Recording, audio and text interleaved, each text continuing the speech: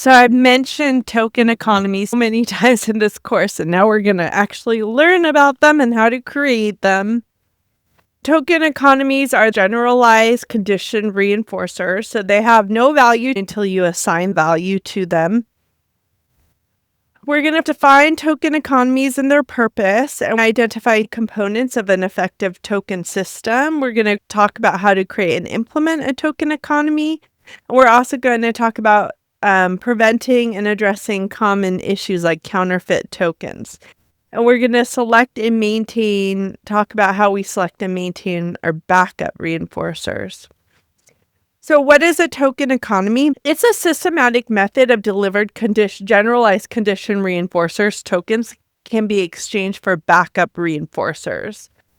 The purpose is to increase desirable behavior and teach delay of gratification. I want to talk about delay of gratification. I love psychology, like child psychology. I am a school psychologist, so that makes sense. A lot of research out there is pushing that positive life outcome. Defining positive life outcomes is a little difficult because it means different things to every person, but essentially it's happiness, life satisfaction, and happiness. We're finding that delay of gratification is tied to life satisfaction and happiness. Kids who are able to engage in delay of gratification, their life is better, essentially. This is hugely important. And a lot of this came out of the marshmallow study, which was done years ago. Look it up. It's on YouTube. But essentially, they put a child in a room and they put a marshmallow on a plate and said, if you don't eat this, you can get more marshmallows later. But if you eat it, I'm not going to give you more. And they leave the room. And like some kids just eat it, right? And then other kids engage in the cutest behaviors not to eat, like covering their eyes, going under the table. And they did get more marshmallows if they didn't eat it. It wasn't like where they were tricking anyone. But then they tried to measure life satisfaction. They waited for these kids to grow up, and those who engaged in delay of gratification had higher life satisfaction, more education, better jobs, all those things that might lead to happiness or better life satisfaction. Whether we can teach this or not, we still haven't figured out. So we might not be able to teach this. This might just be internal. But I think of it as really important to push as much delay of gratification as possible with everybody so that you might be able to teach that and then increase life satisfaction. And when you think of major life outcomes, this makes sense. Delay of gratification to get a degree, even you being in this course, is such a delay of gratification. It's 40 hours. You have 6 months to do it. Maybe you do it quicker, but maybe you do in 2 weeks or 3. But that's all delay of gratification. Listening to me right now, you're getting nothing but knowledge. After this video, you won't have your RBT cert yet. You will not have a job yet. You will not have a paycheck yet, but you're engaging in delay of gratification. You know that's coming. So you continually engage with the material. And so you can see how this could really help people with those things. So clearly define target behavior, tokens, backup reinforcers, token to reinforcer exchange rate, and rules and procedures. And then how it works, tokens are earned for target behaviors accumulated over time in exchange for desired items and privileges. So the tokens are earned for target behaviors, and they can be anything. Like my kids' school, I talked about this a couple times, have dolphin dollars. They can be stickers, little stars we use Velcro to stick on a chart. They can be actual tokens. They can be marbles. So they get some sort of the token when they display the desired behavior, which are clearly defined in advance. They collect and save the tokens and build them up for exchanging for backup rewards. Tokens are exchanged for desired items or privileges. So they accumulate the tokens to purchase backup reinforcers such as preferred activities, snacks, or other rewards. Again, you know how I feel about snacks. So the key components of a token economy is we have to have clearly defined target behavior. So you earn a token for this specific behavior that you want to teach. Then you need the actual tokens, so stickers, points, coins, stars, etc. They can be digital items, tangible items. I've used tally marks in an emergency, like 5 tally marks and you'll get this. The backup reinforcers, items, activities that the student wants. So select a menu of desirable rewards that can be exchanged for tokens. You have to have identified those through preference assessment so you know they are reinforcers. The person does want them. If they don't want them, none of this will work. A token to reinforcer exchange rate. So it's important to think about that. So like how many tokens to buy this or how many tokens to buy this. For younger or learners with more developmental delays, this needs to be very simple. It's like 5 stars, you get this, and it's one thing or two things they choose from. For older learners or who are more developmentally advanced, you can go menu and you can do a lot of stuff. Like the school, those dolphin dollars, there's a whole store and all sorts of things have value, and they have those activities like the police car ride, lunch with the principal, do the morning announcements. But they also have the store with the pencils and the binders, and they offer candy too. Rules and procedures for earning, saving, and spending. So you have to make sure you have these consistent rules for earning these, spending them, and how you save them as well. So this is a simple one. I think everyone, if you've worked with kids, you've seen something similar. You stick the picture there, maybe it's iPad time, and then you have your 5 stars, and they know exactly what they get the star from. This can be used for DTT. Getting it right, you can just give them a star. If you don't want to give them iPad time after every single trial, you might do this with 10 stars. When they have 10 trials correct, they get like a whole 10 minutes of iPad. That way we're not like going 5 minutes after every trial and then DTT gets really slow and it takes a really long time. Same with naturalistic teaching. You could utilize it that way. Every time they hit a target or engage in a target behavior, they get a star. Here's another little star one. Lunch with a friend, sitting in seat. This should be time bound. How long does he have to sit in his seat? But again, they have little stars and they are putting them on. Lots of teachers just start with this. I like this because it's more individualized than the big behavior management programs like the group ones. I've seen teachers tape this on everybody's desk. They have a bunch of these in their pocket or nearby, and each child has a target based on what they need in that moment, like on-task behavior. They're just going around checking those boxes or sticking the little tokens on it. It doesn't take much more time than the big ones for the whole class. You could do both, but this way it's individualized to the child. Token economy. Here's another one. Do my work, have a quiet mouth, raise my hand each day that they do, or if they do it every 10 tokens, they get 5 minutes on the iPad. So that's a example of kind of a more complex one. And they're just, I don't know about crossing for a token with a red marker. Red is so adversive because of edits in school. But like you might want to do like use like a blue marker, write a star on there.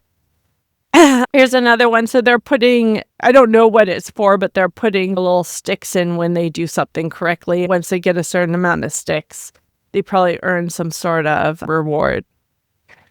So how are we going to create these? First, you got to think about your purpose. It's a systematic method of deliver condition reinforcers, more specifically generalized condition reinforcers, tokens that can be exchanged for backup reinforcers. The purpose is to increase the desired behavior and teach delay of gratification. Key components include clearly defined target behaviors, tokens, stickers, points, coins, stars, backup reinforcers, a token to reinforcer exchange rate, and rules and procedures for earning, saving, and spending.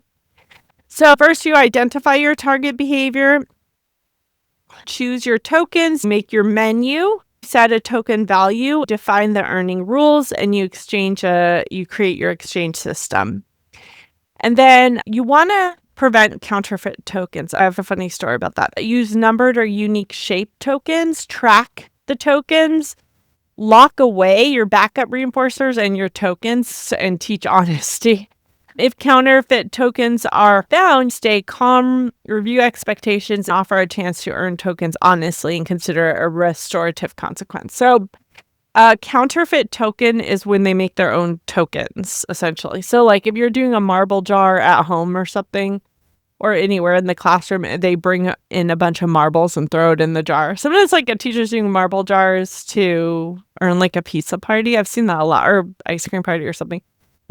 And yeah, I've heard teachers say someone brought their marbles from home and poured it into the marble jar when no one was looking. My nephew was in a classroom that was doing a dollar system. The teacher bought the dollars on Amazon. They were just pretend dollars. Then she had a little store with food, chips, and whatnot. None of this is, to me, a good idea for classroom management. It's what she chose and she set it up that way. They earned dollars for homework completion, on task behavior, a bunch of stuff, and they could go buy chips. Well, my nephew went on Amazon and saw the dollars she was using and asked his mom to buy them. She did, not knowing what was really going on. He brought them to class and started passing them out to friends as they were buying up all her chips and food stores. And he did get in trouble for it.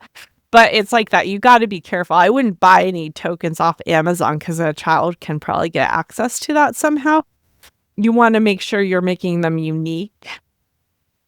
So backup reinforcers must be valuable to the learner, available in limited supplies, ethical and appropriate, so I don't love food for that, and varied to prevent satiation. Make sure you're always using those preference assessments and ensuring that reinforcers remain effective.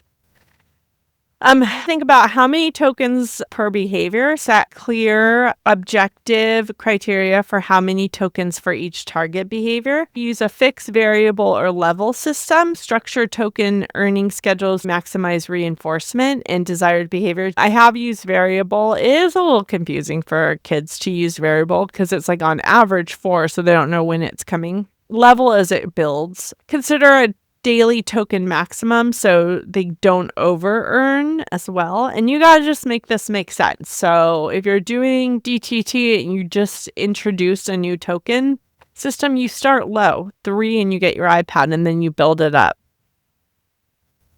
Completing a worksheet will give 2 tokens. Raising your hand to speak will be 1. Transitioning without prompting, 3. Participate in group discussion, 2. And then cleaning up without being asked will be 3.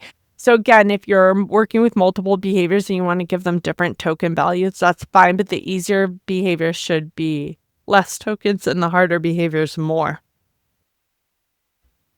So always only earn for clearly defined behaviors that were defined prior. You can change rules and then notify everyone of the change, but it has to be predetermined.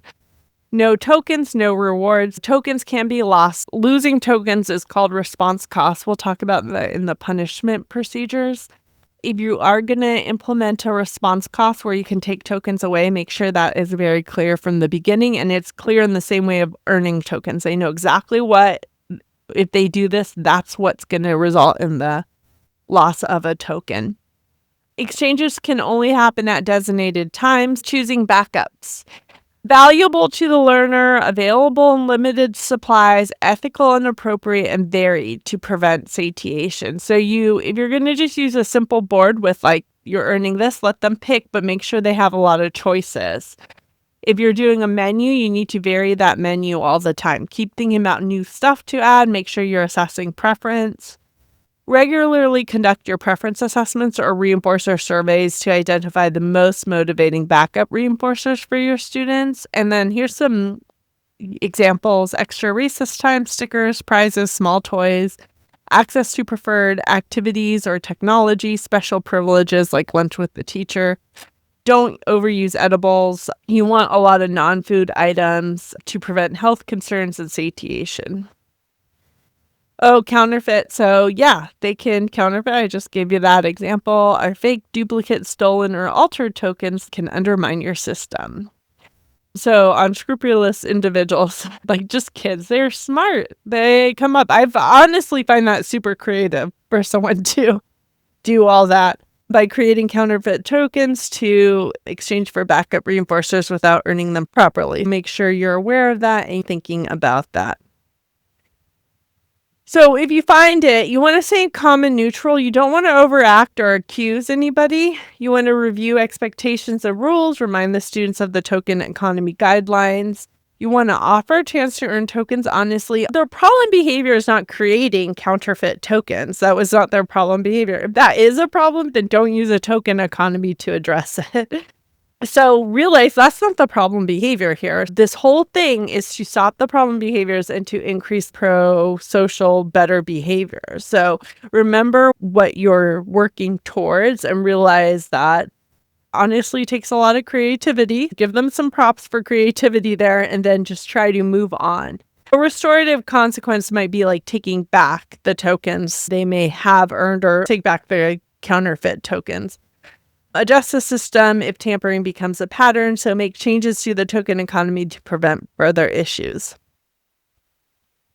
Your backups need to be valuable to the learner, available in limited supply, not something they're satiated on, ethical, appropriate, and varied. Key components, but creating it, we're going to identify the target behaviors, choose the token, select backup, set token values, define your earning rules, and design an exchange system. And teach the system clearly and consistently. And then when we're fading, we're going to gradually increase the token requirements. So you'll thin the reinforcement schedules. Initially, 5 tokens got them iPad time. Now we'll move to 7, to 9, to 11. You want to make sure you're adding natural reinforcement, so praise, internal satisfaction, whatever would naturally occur. And then you might fade to group contingencies or self-monitoring at some point. We'll talk about both of those. Common challenges, student loses token board, so move to a board. That actually happens quite a bit. Use visual token boards or charts. You can change the tokens, so it's very difficult to lose them. The students don't value the items. You need to go back to preference assessments to determine what's going on. The system becomes chaotic. Bring it in. Reinforce procedures and timing, but also maybe less behaviors you're going to reinforce. People steal. So you want to make sure you're putting it in a really secure location. Like have the student put it in a secure location, put your backup tokens in a secure location. It's a powerful reinforcement tool. Token economies are effective for increasing desired behaviors. They require clear rules and consistent implementation. So they define target behavior, token systems, and backup reinforcers clearly to ensure proper use, and then proactive against system abuse. Make sure they're secure, teach honesty, address counterfeit issues, use data to monitor effectiveness. You should be monitoring those replacement behaviors, and they should be going up with the token economy. Keep it fun and fair and meaningful. So select reinforcers that students value and try to implement with fidelity.